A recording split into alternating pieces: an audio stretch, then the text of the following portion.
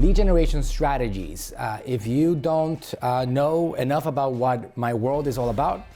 I like to create a strategy that leads you towards building a massive list. One of the biggest things that I've done here over the years is accumulate an enormous list that I can now put on my customer journey so I can continue to sell my products and services. I believe in the power of social media, but I also understand that social media is always a liability. If you try to generate sales exclusively from social media, meaning that you go to Facebook and Instagram and you try to generate purchases and convert people into your customers directly without actually having them become a part of your journey, give you their identity, their phone numbers, their emails, the connection with these people, you are always in danger of losing your business. Social media, and I'll explain how I approach it, is a way to find people in that top of that journey, in that top of the funnel, like they like to say. This is a place where you can actually find billions of people that are engaging with the platform every day, and you can present